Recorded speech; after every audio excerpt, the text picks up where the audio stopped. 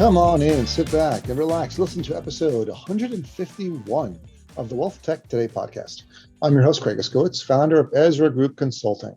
And this podcast features interviews, news, and analysis on the trends and best practices around wealth management technology. Our topic for this month is TAMPs, Turnkey Asset Management Platforms. And we chose this topic because it's one of the areas we focus on. So we're experts in TAMPs. This is all we do is wealth and asset management. So TAMPs is a big area of focus for us. We have worked with TAMPs as clients. Basically, all the biggest TAMPs have been our clients at one point or another, as well as their clients. We understand the industry really well. We've helped some of them build their platforms or do M&A.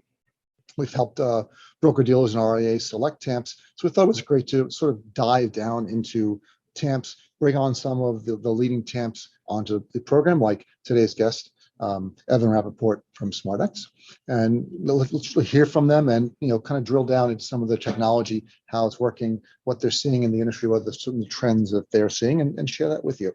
But before we get into any more detail, I want to talk about our data assessment service for enterprise wealth management firms. This is a product Ezra Group launched last year, and we conduct an in-depth review of your current data sources, your downstream consumers, your data utilization, your data infrastructure for any particular part of your firm, whether it's portfolio management, advisor compensation, any particular part you have trouble with. And then we deliver a comprehensive strategy and a roadmap to get your data architecture under control. For more information on Ezra Group's data assessment service, please go to ezragroupllc.com. Now, a couple of quick housekeeping notes before we continue. Please subscribe to the show wherever you listen to podcasts so you don't miss an episode. Make sure to check out our sponsor, the Invest in Others Charitable Foundation at investinothers.org. And now, let's kick this thing off. I am excited to introduce our next guest. It is Evan Rapoport, founder and CEO of SMArtX Advisory. Hey, Evan, welcome to the program. Hey, thanks for having me, Craig. Glad you are here. I'm excited to talk to you. Where are you calling in from? I am in my office in sunny, hot West Palm Beach, Florida. So nice down there in the winter. It is. It's nice during the summer too, if you stay inside or in your pool, right? The weather's nice, but it's not something we're not built for, right? So it's Florida. People worry about or talk about Florida in the summers. I got to tell you, growing up in New York my whole life, New York during the summers can get pretty bad as well. So, not too bad of a place to be. Yeah, it's all the sun just shining off that pavement in Manhattan, just kind of eats away at you. Oh, yeah, and wearing a suit and tie, right, or just a business casual. I used to walk home from work. I was talking to my assistant today. 15 blocks to my apartment, and I'd be drenched, and I'd sit in front of the air conditioner like this. So, fun times. I get it. Cool, man. All right, so let's get right into things. So, can you please give us the 30-second elevator pitch for SMArtX? Sure. So at SMArtX, we build unified managed accounts technology. Very specific. It's certainly a niche within the wealth tech industry, but we focus on being able to provide a platform-based solution that allows advisors and broker dealers to come in and choose from over 1,000 third-party asset manager products, assemble those into a single account using advanced rebalancing functionality, substitutions, exclusions, proposal generation, tax loss harvesting, you name it, but really being able to run their investment practice entirely through SMArtX, including the ability to even manage a portion of that account themselves. Last part of that is we also have a strong enterprise side. And so while we offer a front-facing TAMP, as I mentioned, we really focus on building that TAMP technology or UMA technology. Very few firms that do this. And as such, we look to power other TAMPs. And so we really prefer and really aspire to be that Intel inside within all of the TAMPs out there in the space and look to standardize the technology so that everybody can utilize it in a congruent and sort of efficient manner. So when was it that you decided to shift to be more of a tech vendor than a TAMP, and why did you do that, and what's the opportunity you see there? Yeah, it's a great question. So no one's really asked me that. We were always a tech provider, and we'd always planned on being and building UMA technology. the firm is not new. We've actually been around for 20 years. And prior to this, we built hedge fund technology, which is very advanced, right? So, black box and such, and, really advanced stuff. And so when we looked at this space, the managed account space, and we first blueprinted out our thoughts and our design, we built this for hedge funds. And so when we were thinking about UMA technology, we were thinking about it in a way that really has never been thought about before. And we didn't come from this space, right? We came from the hedge fund side. So I didn't even know what a TAMP was when we built this, right? And so we just built what we thought everybody would want in today's markets, not knowing what was out there currently. And so sometimes ignorance is bliss. You put blinders on and you just build. And so some of the benefits that came out of that, lack of knowledge and building included the ability to provide real-time trading, right? Which was important, to provide sleeve-based architecture, because we were building for hedge funds, long and short. And so if we had 500 Apple short and 500 Apple long, we couldn't just show zero. We had to show the attribution.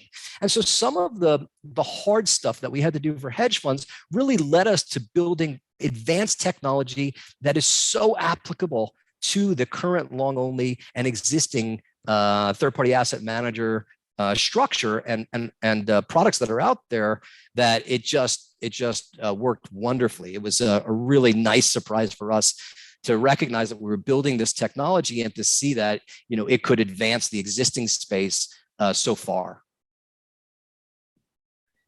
You don't normally hear that ignorance is bliss, and you started building without really knowing, but it seems like it worked out. Like that was the right way, because you weren't tied down by a lot of the legacy thinking. Well, that's ignorance in the sense that you've got to remember where I come from, right? So I come from hedge funds, and by the way, I don't think a lot of people know this, but I personally am an advisor and a broker, right? And I still maintain my licenses. I'm Series 3, 7, 24, 55, 63, 66, 79, 55. I've lived this my entire life. So I'm not building something that I hope or I think advisors may use. No, I am the advisor.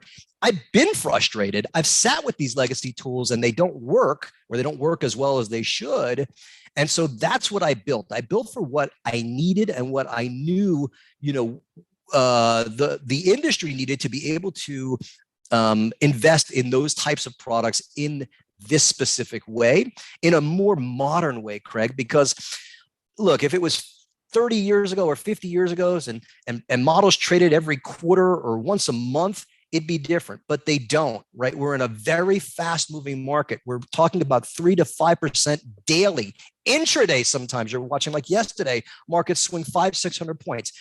You can't use legacy technology and trade these things a day or two later. It doesn't work. And when I realized, for us, we're dealing with hedge funds. They have 250 positions long and short. You can't trade that stuff next day. So again, we did what we thought everybody would expect in today's market, understanding we were working at a higher level, but being able to take that same complex technology and bring it back down to the level where it really works properly with long only, and gives advisors the responsiveness that they expect from trading and technology in 2022, not 1995.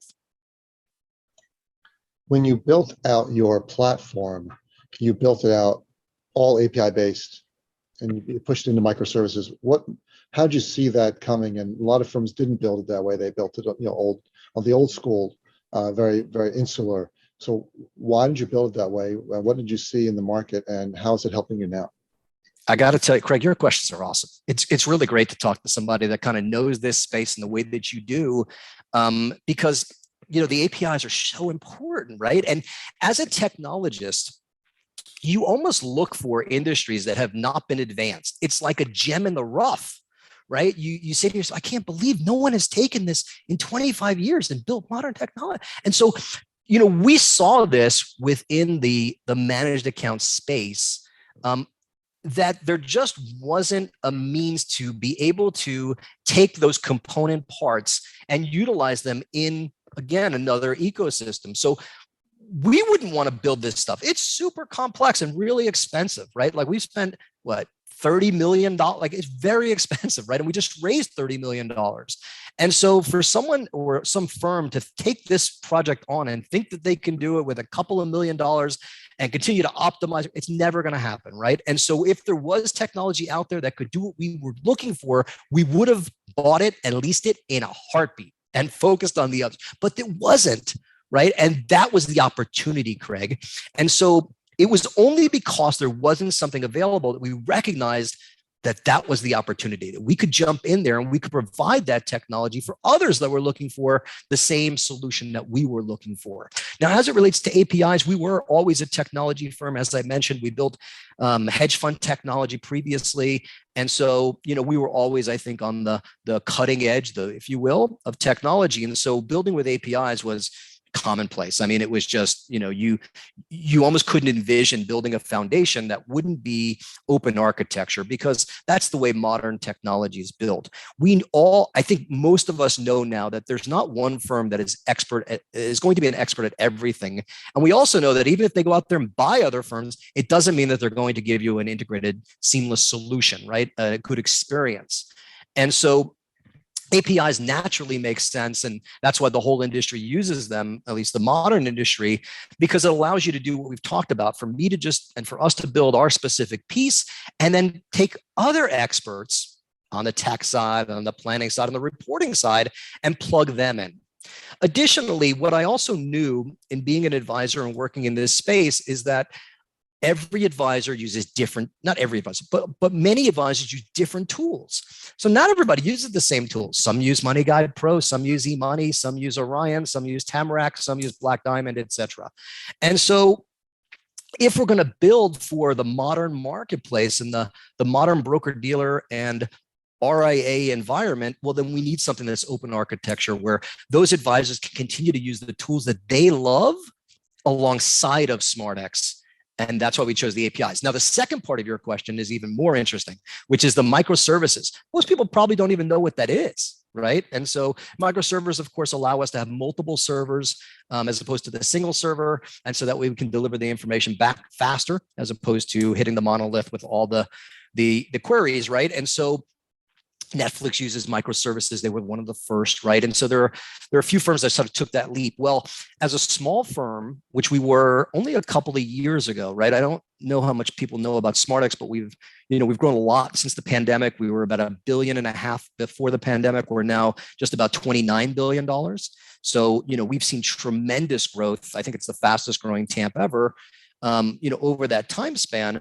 But when we were still nascent, still feel like we're nascent, but when we were still nascent, we had an option, and I had to make a decision. It was, we could build functionality like tax loss harvesting we didn't even have, right? And some of this other functionality, or we could convert to microservices. So we had already built our platform out using APIs. And for those that know technology, it's laborious, right? You've got to build every single API. Every single bit of information that comes out of SMArtX today is driven by an API. It's API first. So we built that first, but then as time progressed, Craig, we saw that we were starting to slow a little bit, right?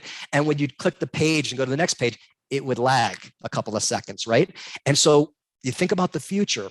And sometimes you have to make that big investment, take that step back to take that step forward. And we spent about $1 million at that time, which was a ton of money for us, to recode everything into microservices API. And we pushed off some of the other technology because we thought about the long-term growth. And what that allows us to do today is to handle millions of accounts without slowing down one iota.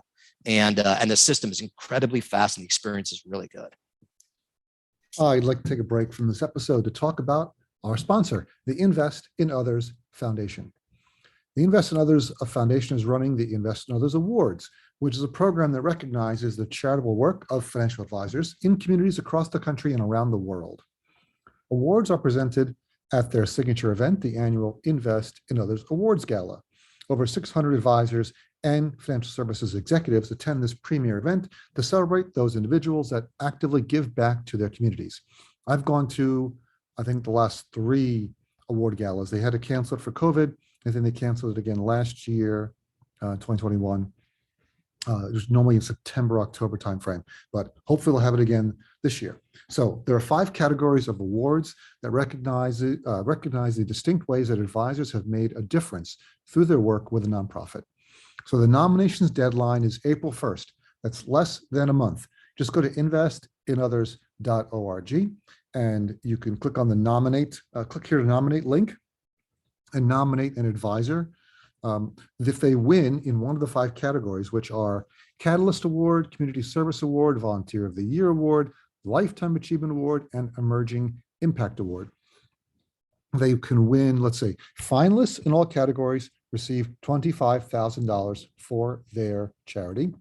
The winners in the Catalyst, Community Service, Next Gen, and Volunteer of the Year categories receive $50,000. The advisor who receives the Lifetime Achievement Award receives $75,000. That's a lot of money for a charity, can really help. I've been lucky enough to be on the nominating committee, the awards committee, the judging committee for a bunch of these different awards. It's really hard. These advisors do some great work, both local communities in the US, in South America, in Central America, in Africa, in Asia, across the world, and right here at home.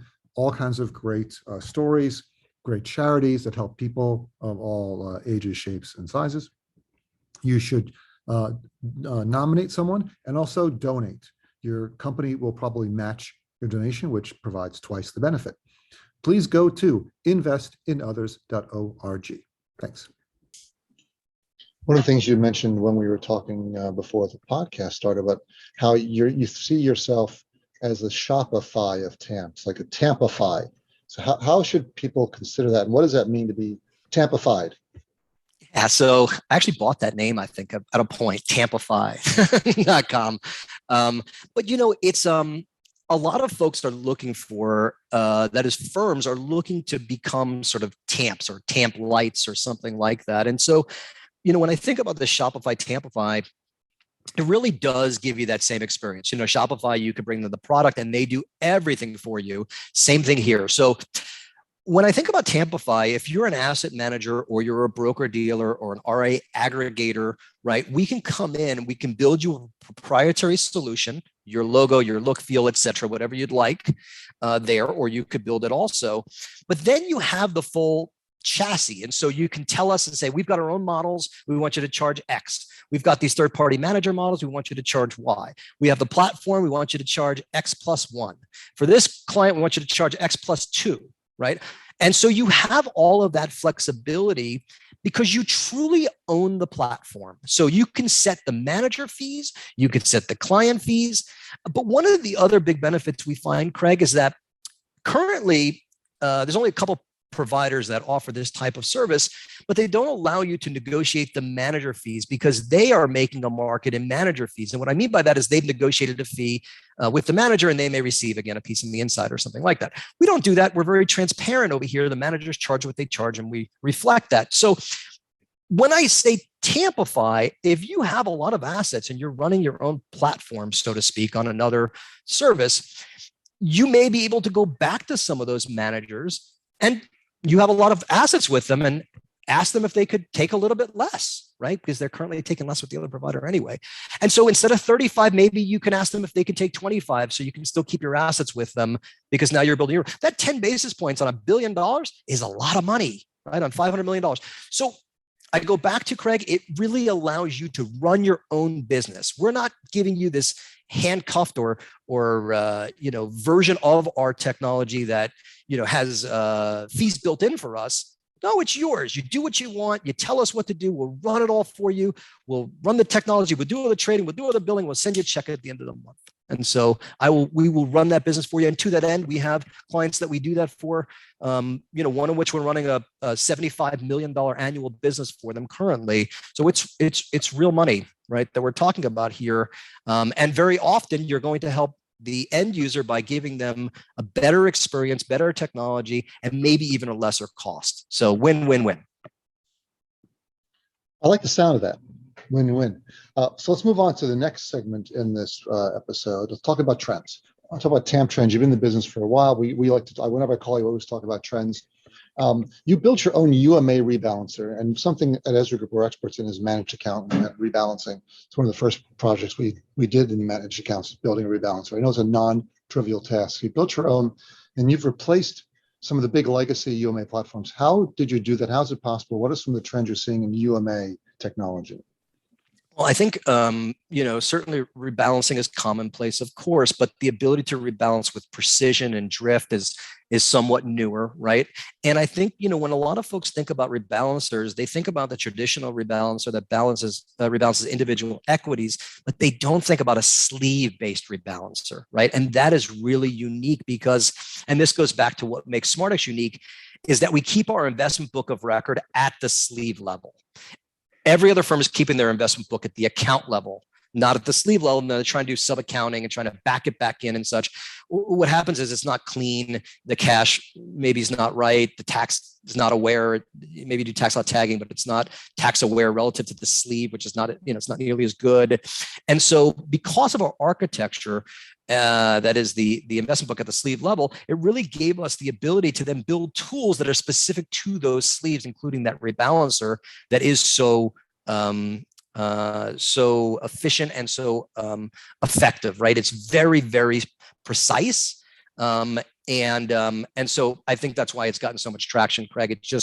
It's without going into the guts of the algos and how they work, but you can imagine rebalancing a sleeve, which is, 30 securities versus another 30, but then even underneath that sleeve, you can make adjustments within, and you could have a sub account within that account that also rebalances. So wow, blow your mind. The complexity of the levels, one on top of another, rebalancing all those in groups and individually, because outside of just the sleeves, you also have rep as a PM. So you can add Apple or a mutual fund, and then it's going to rebalance those individual positions versus the sleeve-based positions, right? So it gets crazy, but yeah, I mean, it's a lot of work. Thank you for recognizing that, Craig. And it's a really great tool and something we're really proud of. And just to further on that, there's a couple tools. We didn't talk about this, Craig, earlier, but a couple tools we built for advisors that are kind of unique to SMArtX that I think are really interesting. One of those is a cash management tool that we built that allows for automated required minimum distributions and automated dollar cost averaging. So, in working with advisors, one of the best parts of doing that is, and owning a technology firm, is listening to them and then building technology that they really want and will use, right? A lot of people don't do that. They just build, and like I said earlier, they kind of think that someone might use it. No, we want to work alongside of our clients. Like, we've got 120 employees here now. We've got 70 people on the tech side. Let's build it. Let's build something really great that everybody's going to use and everybody's going to want, right? So that's what we did. Why not, right? So it's fun. And that's what we did with this cash tool. So now the advisors, they don't have to put sticky notes, or their admin's going to remind them to do an RMD, because if you miss an RMD, it's not good. Now you've automated that process. It automatically frees it up, rebalancer, pro rata, whatever you want. Same thing with dollar cost averaging. You have 10,000 in there every week or every month. It'll put $1,000 into the rebalancer and allocate it across all the different models appropriately, or however you want to allocate. So little things like that are kind of cool things that we've built, right? We talked about the real-time trading. We talked about the breadth of product a little bit. We talked about the sleeve-based architecture. We talked about the open architecture of the platform. So let's talk about a little bit more about the UMA platform. So I want to congratulate you on your recent deal with Morningstar. Congrats on that, and your investment. So they invested in you as well as took you on as a vendor. If you pick one thing, what was the one reason why? Because they already had a platform. They've been at TAMP for 15 years. They replaced their vendor with you. What was the one, if they pick the biggest reason why they did that? What would you say it is? Ooh, it's tough. I mean, there are a couple of big ones. One is certainly the APIs, right? Being able to take, the component pieces that they needed and ingest them and build them into their own ecosystem. When you look at Morningstar's new direct indexing platform that's about to launch in the next week or so, right? You would never know that SMArtX is on the inside there, right? Same thing with their TAMP, right? So, we become a piece on the inside that they can pull in through the APIs, manipulate in a way in which they need or optimize, and then go ahead and utilize. You can't do that with any of the other technology. That in itself is enough for most firms to say, we need to use SMArtX because we don't want to use this existing legacy monolith, right? Because we don't need it, right? We've got our own tools. Like Morningstar's version of SMArtX will be really interesting. And the Morningstar project is multifold, right? So, one, I think the APIs were important. I think the trading technology was really important, Craig, and then being able to, make sure and understand that the data is correct and accurate on a constant basis. even if they're not intraday trading, because a lot of their products are mutual funds and such, and so they don't need to intraday trade those. But just having that visibility and understanding that the data is accurate, and the intraday flexibility, whether it be freeing up cash or whatever it is really important. It's the RA Biz article that you referenced. One of the notes that they mentioned, I think, is important, and that is, liquidity is an important part of being an advisor, right? Like, part of being a fiduciary is making sure that you provide your clients with liquidity when it's available in marketplace, right? So if you have two products that are sitting side by side and they're the same product and one's illiquid and one's liquid, as a fiduciary, your responsibility is really to choose the more liquid product, because if something was to happen, you want the liquidity, right? Let's take this as an example. Markets are moving substantially day to day. Now it's at 3 to 5% is like average for the market, right? Well, what happens when the client says, and the client has a $5 million account with you, and they say, this market, Craig, it's not good. I don't like what's going on. I don't like this whole war and deflation, inflation. Just get me out. Sell me out. And you go to sell, and you don't get out that day because you don't have liquidity, and you don't get out the next day because that's just, you didn't meet the window. And now you're on the third day or the second day, and now the account's down 7%. What happens? You just lost that client $350,000 because you didn't have liquidity. And on SMArtX, you could have clicked that button and been out in 5 seconds, right? Been out in 5 minutes or whatever that time is. It's disconcerting. It creates liability. And I don't think it gives clients the experience that they deserve, right? Like, they deserve liquidity. And so, we provide them with that. And so anyway, so that doesn't answer your question of that last part about the SMArtX, but I think, liquidity is part of what they're looking for. And the last part I'd add to that is that Morningstar is an exciting opportunity. I'm really excited for that firm. They're such a great organization, and we're really close, even with Kunal, their CEO. But, what they're going to do over there is not only transform their existing TAMP, but they're going to expand that TAMP to now include other third-party asset managers, right? So currently, Morningstar is a product-based TAMP. There are two types of TAMPs: product-based, their own product; platform-based, other third-party asset managers. On the platform-based side, there's not a lot left. There's Investnet, us, and the AssetMark, right? Now, or Adhesion, which is now AssetMark. Not many other places you can source third-party asset managers, right?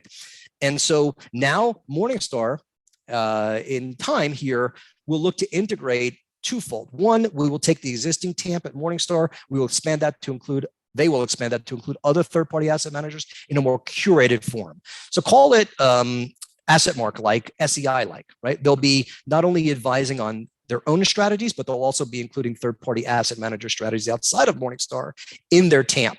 And they'll have a rated, which will be nice because they have the Morningstar ratings, right? They'll have a rated TAMP of like 100 products or so.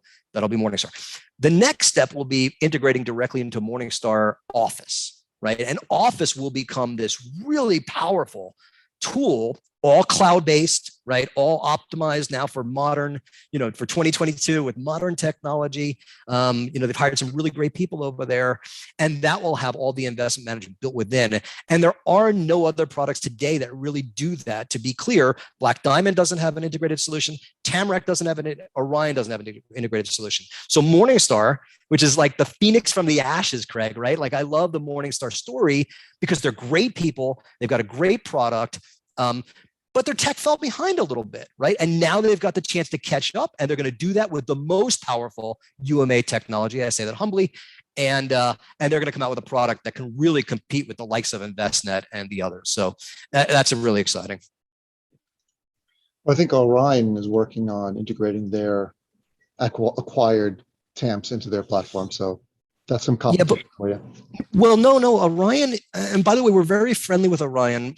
I like those guys a lot, right? So I like Orion because I like the vision. I like Eric's vision. He's really focused on fintech, and really understands the space and the component parts necessary to put together to create a cohesive experience, right? But Orion is mostly product-based TAMP, right? You have a lot of Brinker, and now you have Town Square, right? And so they don't have the full third-party asset manager suite. And so you can't take a client from Investnet and move them onto Orion like you could with SMArtX or Adhesion, okay? Because of those third-party asset managers. Now, one day, I'd expect Orion to get there, right? And they will be that, comprehensive player. But right now, Morningstar will be the only reporting solution that will have the fully integrated solution, unless Orion can catch them up. And I will say, we are in the process of integrating with Orion currently. And so we will, if you're an Orion user and you're a SMArtX user, like you're able today to see all of your sleeves in Black Diamond, that's very unique to SMArtX. We talked about the sleeve-based architecture. We deliver that through the reporting platforms. So currently, if you use InvestNet and use Black Diamond, you just see an aggregate group of securities. You have no idea who they're assigned to, the delineation, performance of the managers, et cetera. With SMArtX, you are able to see all those sleeves, the performance, the holdings, et cetera, in Black Diamond. We're going to be doing the same thing for Orion users now also. So they too can have that transparency and be able to use Orion to its fullest, with all of its full its functionality, and to utilize its full benefits. So that is very exciting, and we're really optimistic about the relationship with Orion.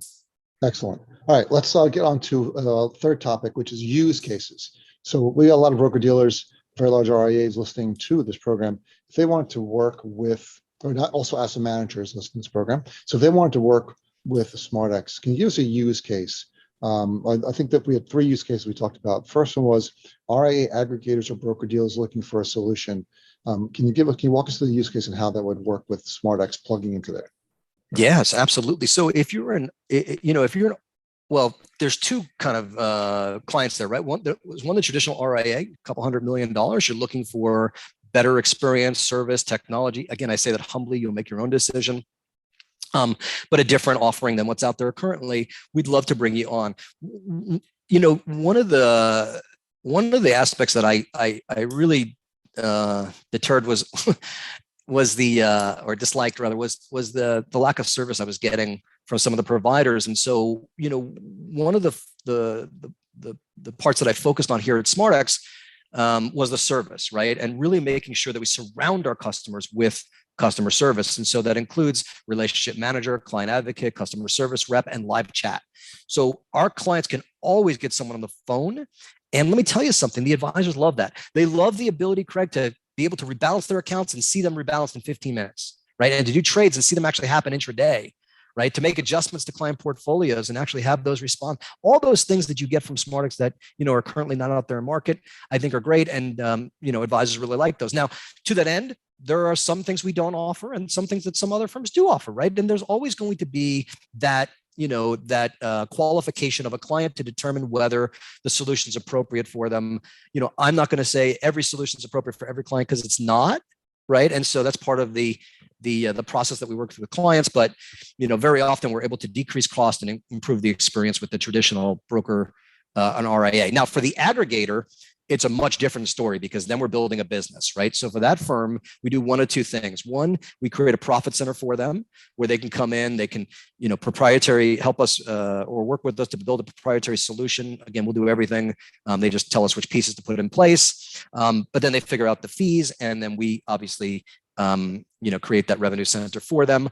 Or if they don't want to create a revenue center, they could just pass it right on to the end user and give them the best possible cost. It's up to them. But very often, as we know, broker dealers and RIAs, they have to keep the lights on, and so this is a good way for them to do that, and we help them to do that. So that's the use case for broker dealers and for RIAs. Cool. Let's move on to another use case. So as an asset manager, you spoke about to me before about $20 billion asset manager. They tried building their own TAMP, and they spent millions to do it, and they couldn't do it. They brought you in. Why couldn't they do it? And what did you do for them? It's another great question. It's really, really hard to build TAMP technology. It's what we talked about, right? And so, putting a couple guys or gals in a room and, putting some spreadsheets together, it's not going to work. It's not scalable. Whatever money you spend, it's almost like you throw into the fire, because this isn't it's not a static product. It's not something you can build one time and just forget about, right? It's continually being optimized and needs to be maintained, right? And I think like we talked about, I've got 100 and something people over here, 70 just on the tech side. If you think you can do that kind of work and maintain it, good luck. So what happens when folks do that is they end up with a substandard product. But what most people forget about is the liability. Huge liability. You make a trade, you do a calculation wrong, and you make $1 million error.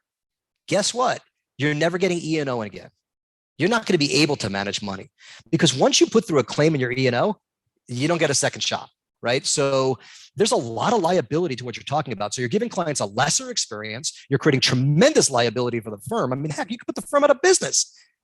That's crazy, right? You're talking about multi-billion-dollar firms risking their entire business on technology, which is not what they do, as opposed to licensing it for a couple of basis points. So for those master asset managers, right, or whatever the cost is, but for those asset managers, we created a product that allows them to do the trading. And this is something new. So I'm glad you asked about it, Craig, because it's something we did even for Morningstar, right? So typically we'll do everything. We'll do the trading, the billing, we do everything for the firm. But for the asset managers who want to be able to handle some of this themselves because they have some traders in-house, they've already built some infrastructure and they want a lesser cost, we now have a solution for that too. So we'll organize, we'll do all the recon, we'll do all the corporate actions, we'll do all the trade, but we'll prepare the trades for them, and then we'll give them a tool and they can click the buttons on their side. And so that reduces the cost tremendously, and decreases the liability because we're preparing all the trades and do all the recon for them, and they're just clicking the buttons. Now, if they click the wrong one, that's on them. But if they click the green one, not the red one when they should, everything should be great.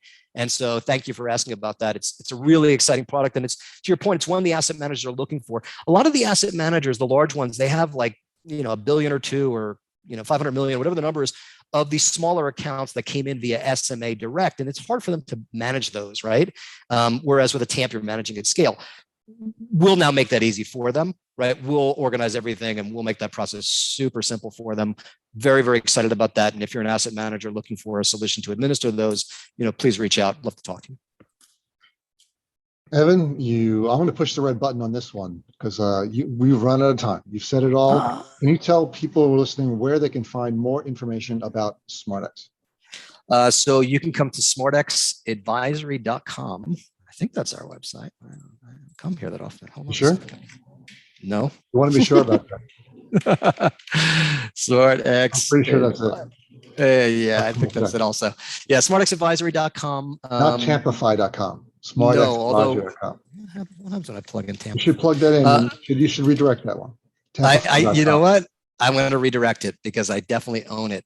No, actually, it says no. That's weird. It says for sale, $76.95. Interesting. Buy it. 7,695. I'm pretty sure I own it, so I don't know how that's out there. But anyway, yes, you can find me. That's a long digression.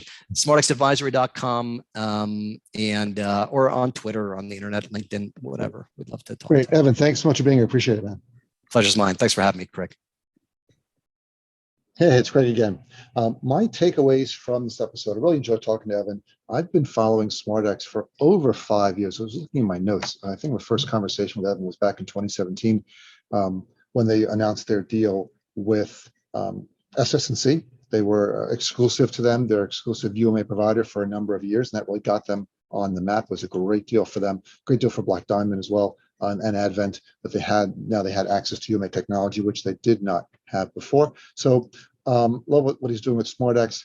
And the Morningstar deal, obviously a big takeaway that they closed that. They managed to get that deal not only as a client, but as an investment. That's huge for them. Morningstar, clearly one of the biggest vendors in the space, biggest names, moves SMArtX up the food chain. Their UMA technology is very strong. We've always liked it. We've been following it for years. It's how they win deals from some of the biggest providers. And we're pretty impressed by that. And as I said in the interview, we've built UMA technology. We've built rebalancers from scratch, as well as helped some of the biggest firms enhance their rebalancing technology. So we're pretty much experts at it. And I know a good platform when I see one. And finally, trends. Direct indexing is a trend we're all seeing. As Evan mentioned, Morningstar's new direct indexing platform is launching, I believe, at the end of this year, powered by SMArtX. So we're seeing more and more direct indexing platforms. And I think Shirley Report talked about they believe 30% of all assets will be in some sort of direct indexing product in the next few years. So something to keep an eye on. All right, you've made it to the end of this episode of the Wealth Tech Today podcast. Thanks for listening. Please go to our website, EzraGroupLLC.com, scroll to the bottom of the homepage, and sign up for our newsletter. Every month, you'll receive an email chock full of wealth management goodness, news, analysis, links, and other stuff. You will not be disappointed. Thanks for listening, and talk to you all again next time.